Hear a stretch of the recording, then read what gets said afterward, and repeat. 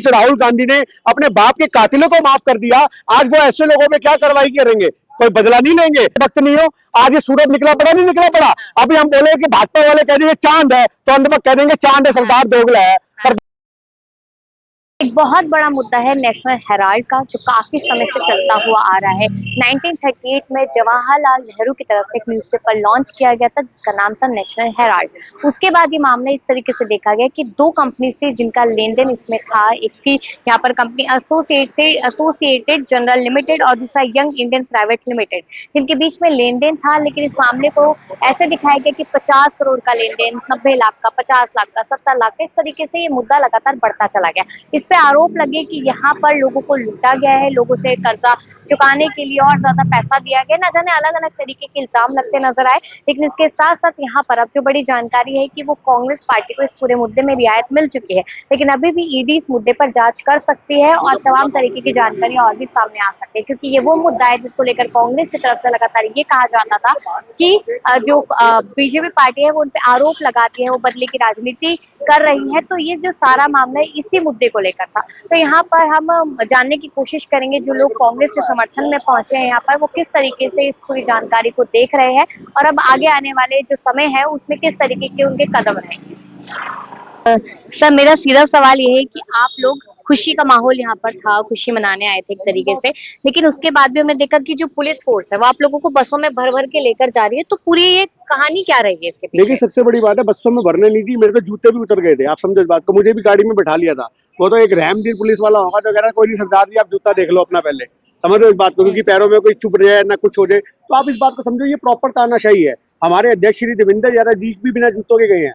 तो ये एक माहौल एक ऐसा है कि जहां हम अपने देश में सच्चाई के लिए लड़ रहे हैं, सच्चाई की खुशी बना रहे हैं, जीत बना रहे हैं। आप देखो कि वहां पे एक ऐसा माहौल है कि अध्यक्ष जी हो या कार्यकर्ता हो या बाकी नेतागण हो, उनको उठा उठा के घसीट घसीट के लेके जाया जा रहा है। आप ये चीज समझिए, तानाशाही क्या दिखाती है? ये तानाशाही ये दिखाती है कि इनको सत्ता का घमंड है।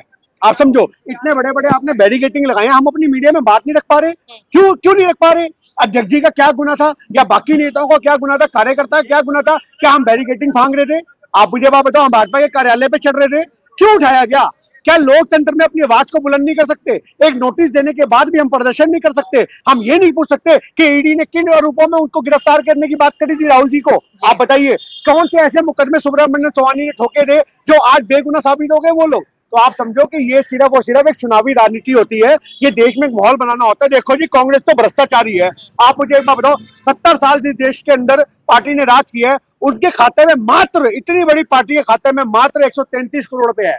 और भाजपा 11 साल राज करती है और 10,000 करोड़ रुपए से ज्यादा भाजपा के कार्यालय में है। आप यहाँ कांग्रेस के कार्यालय में खड़ी हो, ये 200-250 गज में बना कार्यालय है। भाजपा की पार्किंग उठा करके देख लो, 500 गज से ऊपर तो पार्किंग हो रखी है। तो आप इस बात को समझो, भ्रष्टाचारी कौन है? देश को कौन लूट रहा है? जनता को कौन लूट रहा है? कांग्रेस ने अगर शासन किया तो कांग्रेस ने इस देश को अपना देश समझा।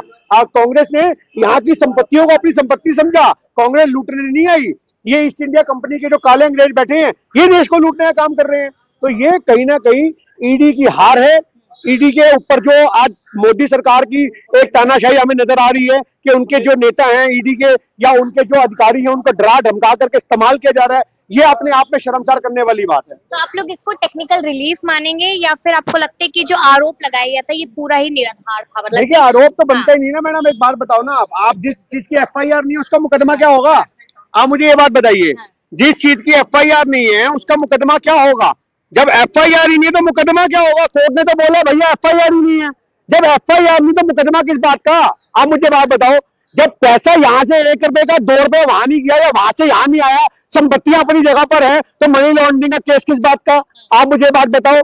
तो ये समझना पड़ेगा, ये भाजपा सिर्फ और सिर्फ जान करके ऐसा माहौल बनाती है कि लोगों को, जो उनके आज समझो आईटी सेल वाले हैं या जो उनके समर्थक है, जिनको लोग अंधभक्त कह देते हैं, क्यों कहा जाता है उन्हें अंधभक्त? समझो इसलिए कहा जाता है, ये सत्य को कबूलना नहीं चाह रहे तुम अंधभक्त नहीं हो। आज ये सूरज निकला पड़ा, नहीं निकला पड़ा। अभी हम बोले कि भाजपा वाले कह देंगे चांद है, तो अंधभक्त कह देंगे चांद है, सरदार दोगला है, सरदार खालिस्तानी है, सरदार पागल हो गया है। ये कांग्रेसियों का दिमाग खराब है। आप समझे इस बात को? तो जब भैया धूप है, धूप को धूप कहेंगे, छांव थोड़ी ना कह देंगे। तो आज इनकी बुद्धि भ्रष्ट हो चुकी है। आज जनता से हमारा निवेदन है कि सत्य के साथ खड़े होने सीखो। हम ये नहीं कह रहे कि आप कांग्रेस का साथ दो। आप जहां सत्य है वहां खड़े होइए, जहां पे सत्य हो उसकी आवाज को बुलंद करिए। जब तक आप सत्य की आवाज को बुलंद नहीं करोगे, जब तक देश मजबूत नहीं होगा। यहाँ बात राहुल जी को समर्थन देने की नहीं है, यहाँ बात कांग्रेस को समर्थन देने की नहीं है, यहाँ बात सत्य को समर्थन देने की है। आप सत्य के साथ नहीं तो आप कैसे देशभक्त हो, आप कैसे देश के निवासी हो जो सत्य को आप लगातार एक निराधार बता रहे हो। तो ये हमारा दर्द है, ये हमारी मांग है और यही हम लोग चाहते हैं कि निष्पक्षता होनी चाहिए। एक ऐसा माहौल कभी नहीं बनना चाहिए देश के अंदर कि तानाशाही हुकूमतें देश पे राज करें और जो एक्चुअल मायने में लोकतंत्र को बचाने वाली संस्थाएं हैं वो इनके हाथों बिक जाए। लेकिन जो ईडी है वो अभी भी इस मामले की पूरी जांच करेगी। कुछ तो नहीं आप करेगा जी, ईडी अपना बचाव करेगा। अब वो कैसे कह रहे हैं ईडी, आज इतनी बड़ी कोर्ट ने मुंह पे चपेड़ मार दी कि चल निकल यहाँ से, तेरे मामले को सुनने के लायक कुछ नहीं हम समझते। जिसके मामले को सुनने के लायक कुछ नहीं समझ रहे, अब ईडी क्या करेगी? आज भी समझो ना, अब ये इतना बड़ा गेट है, अभी हम कोई आदमी को पसंद ना करते हो, हम उसके मुंह पे गेट मार दे रहे, वो क्या बोलेगा? अरे नहीं वो तो कहते पिछले वाले गेट से आ। उन्होंने ये नहीं बोला सरदार जी ने गेट बंद नहीं किया, वो तो कहते पिछले वाले गेट से आ। तो ये वही वाली बात है, इतनी बड़ी बेइज्जती कर दी कि हम तुम्हारे मामले को सुनना नहीं चाह रहे। जब मामले को सुनना ही नहीं चाह रहे, उसमें कुछ है ही नहीं, तो क्या सुनेगा कोई आदमी? आप बताओ। और आप लोग लगातार कह रहे थे कि बदले की राजनीति है, तो अब किस तरीके से आप इसको देख रहे हैं कि अब भाजपा का बदला पूरा हो पाएगा या नहीं हो पाएगा? देखिए, बदला नहीं होता, इलेक्शन होते हैं। उनका इस मुद्दे ने उनको 2, 4, 5, 6 राज्य हिला दिया। आप इस बात को समझो। दोनों को आज आईटी पीएल क्या बोलता था, इनकी तो जबान इतनी गंदी है, ये सोनिया जी के सम्मान में, एक देश की महिला के सम्मान में ऐसे अल्फाज लिखते हैं। पहले तो मैं उन भक्तों को कहूंगा तुम्हारे ऊपर लानते हैं, हम तो तुम्हारी माँ को भी माँ कहते हैं, पर तुम तो देश की एक ऐसी औरत जो वीरांगना है, जिनको हम वीरांगना कहते हैं, उनका सम्मान नहीं करते। कहते दोनों माँ बेटे जमानत पे बाहर है सरदार जी। अरे कहाँ जमानत पे बाहर है बताओ, वो तो मामला ही नहीं बनता। तो आपको समझना पड़ेगा कि देश में मामले बनाना, मुकदमे करवाना, शिकायतें देना। अभी मैं थाने में आपके खिलाफ शिकायतें दे रहा हूं कि आपका कैमरामैन जो जी मेरे को छुरी के दम पे यहाँ पे डिबेट करवा रहा था। आप समझो अभी 2 मिनट में इसको उठा लेंगे तो क्या ये दोषी हो गया आपका कैमरामैन? वो बाद में चेक होगा ना, यहाँ की सीसीटीवी फुटेज निकलेगी, सरदार का छुरा लगाया नहीं लगाया। आप इस बात को समझो। पर आज मेरी कंप्लेंट मिनट में उठा लेंगे, मैं भी सिविलियन हूं। तो आप इस बात को समझो जी, आरोप देना, किसी के मुकदमे देना। आज मैं आपको बोल दूं, आप पे मान आने का दावा कर दूं, मुकदमा भी हो जाएगा, आप भी तारीख पे आओगे और मैं भी जाऊंगा। तो इसका ये मतलब नहीं है कि वो सत्य हो गया। तो सत्य के साथ खड़ा होना बहुत जरूरी है। आरोप लगाना, आरोपों को सिद्ध करना, ये सब कोर्ट का काम होता है। हम तो खूब कहते हैं कि किसी आदमी को मुजरिम तब तक नहीं कहना चाहिए जब तक कोर्ट ना फैसला सुना दे। तो ये हमारी मांग है। एक आखिरी सवाल है, जिन एजेंसियों ने, जिन संस्थाओं ने सरकार पे गलत आरोप लगाया है, कांग्रेस पे या सोनिया गांधी जी पर, राहुल गांधी जी पर, तो क्या अब कांग्रेस पार्टी उन लोगों के खिलाफ कोई एक्शन लेगी? देखिए जी, हम क्या एक्शन लेंगे? आज इस बात को समझो, हम तो एक ही बात कह सकते हैं कि सत्य के साथ खड़े होना सीखो। हम ये एक्शन लेने या वो लेना या ना लेना, हम तो जब लेंगे एक्शन जब सरकार सत्ता में आएगी।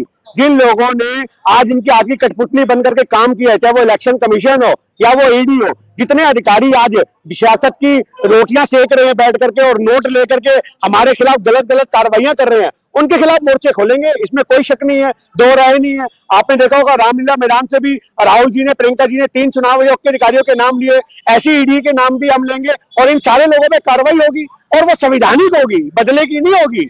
आप समझो, अगर आपने देश को बेचने का काम किया है, आपने राष्ट्रद्रोह करा है, आपने सरकार की सत्ता की चाशनी चाटने के लिए बेगुनाह लोगों को तड़पाया है, तो आपके खिलाफ तो मुकदमा बनता नहीं बनता मैडम। तो आज सीधी सी बात यह है कि कांग्रेस बदले की राजनीति नहीं करती। कांग्रेस तो वो पार्टी है, राहुल जी तो वो है और प्रियंका जी वो है जिन्होंने अपने बाप के हत्यारे को कह दिया, कह रहे छोड़ो यार तू जा, हम तेरे खिलाफ कोई मांग नहीं करते। तो जिस आदमी ने, जिस राहुल गांधी ने अपने बाप के कातिलों को माफ कर दिया, आज वो ऐसे लोगों में क्या कार्रवाई करेंगे? कोई बदला नहीं लेंगे। पर हाँ, देश की संवैधानिक संस्थाओं से अगर आपने राहुल जी में पर्सनल कोई हानि की होती, आपने सोनिया जी में पर्सनल हानि की होती, तो एक बार को आपको माफ कर देते। पर आपने देश की तरह छल किया है तो माफी के लायक नहीं है।